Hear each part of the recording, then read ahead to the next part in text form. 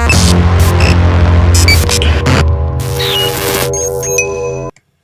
guys, it's Jay from UKSN Admin. I've been a little bit inspired to do a video response. One of our members, Joe, has his own YouTube channel. I'll put all the details and link in the description below. He's done a video response. It's been tagged for to celebrate the start of the third season of Alone. Now, for those of you that aren't aware, Alone is a survival TV competition. What happens is, they drop a number of people into the wilderness. You are on your own and you have to survive on your own for as long as possible. Now the winner is the one that survives for the longest. In season 2 we had the winner, 49-year-old guy called David McIntyre from the Kentwood, Michigan. He lasted a total of 66 days on his own. Now there are quite a few restrictions when it comes to the competition to listing the amount of kit you can take with you. There is a specific pre-approved list of these items. I'll include that in the description below as well. And what your challenge is out of that specific list you have to pick 10 survival items. Now this can depend very much on your different skill sets and your your method training and such. So our question, or the question that everyone was being tagged in, is what 10 survival items out of the list below would you take with you? I'd like to tag a couple of people. I'd like to tag Scott James, Glenn Smith and John Myers-Croft. It's kind of other UKSN admins getting involved. It would be brilliant to kind of see some more videos on there.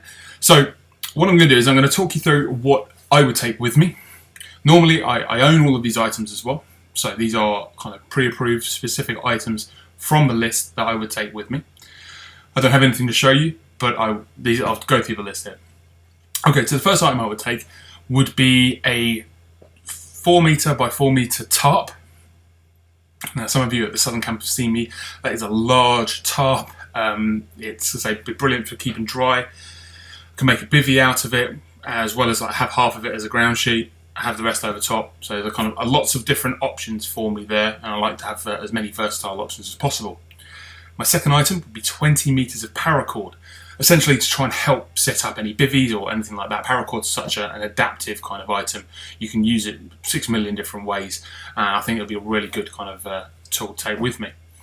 Third item, now on the list it's listed as an axe, but I've got down Wettling's Forest Axe. So it's a kind of mid-size axe. I can use it for taking down trees, splitting wood. Again, it's kind of one of those items that really I wouldn't want to be in the wilderness without.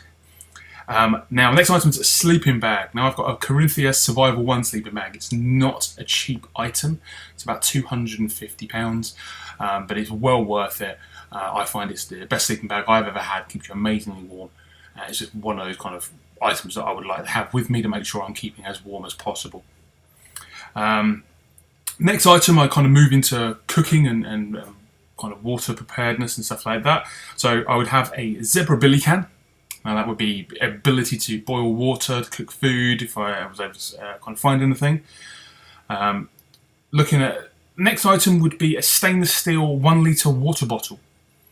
Now that's kind of, it gives me the ability to carry water when I'm moving around the camp and stuff like that, as well as store at least 1 litre of water, so I can be boiling water whilst I have water to drink.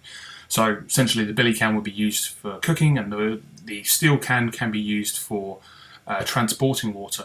The reason I picked steel is because I can use it to boil water in if necessary, and it isn't going to damage anything. Okay, so the next next item I was going to go for is a knife. I was going to go with the Mora Garberg, but smart little me decided that it's probably better to go with my Gerber LMF2. Now the main reason for that is I have the Mora here. Amazing knife. Obviously I'm really keen to kind of get out and use this more. But one of the things I have noticed is there is no ability to sharpen it. If I wanted to take a knife sharpener, that would be considered another item. So the Gerber LMF2 has a field sharpening kind of element in the sheath. So playing a little bit smart there, you can get a knife and a sharpener under one item because it's all combined in the sheath itself. So that's the Gerber LMF2 would be my main knife. Now on the kit, lots of people have gone with fishing kits. Now I'm actually allergic to fish, so I can't go down that. So I've got to go with something slightly different. So rather than taking a fishing kit or something like that, I'm going to take one of the food ration options, which is £5 worth of biltong. Now, for those of you that aren't aware, biltong is dried meat. It's full of protein, really kind of good survival food. It's relatively lightweight, so £5 is quite a lot. That'll last me for a while.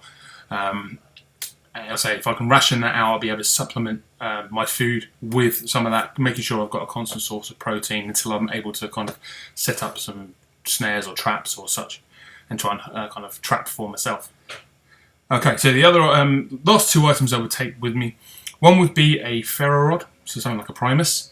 Ferro rod, you normally get about 12,000 strikes with those, so for me it's very important to be able to have that ability to make fire in a very kind of easy and effective way.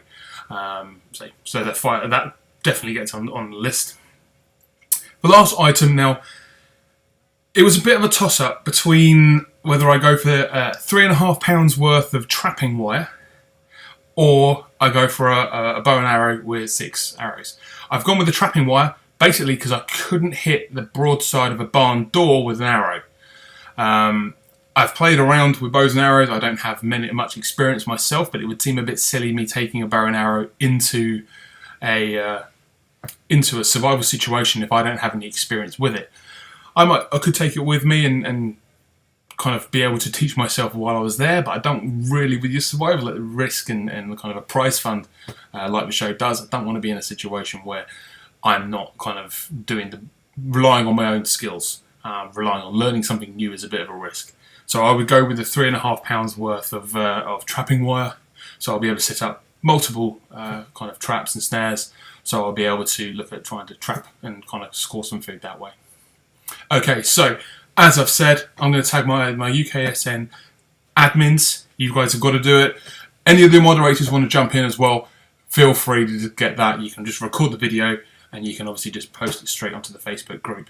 It'd be really good to see people's responses. I say all the details about the loan. Everything I believe the series has just started, so you definitely get involved with that. But all the details about all the rules about how to do this tag are all in the post below. Okay, guys, take it easy.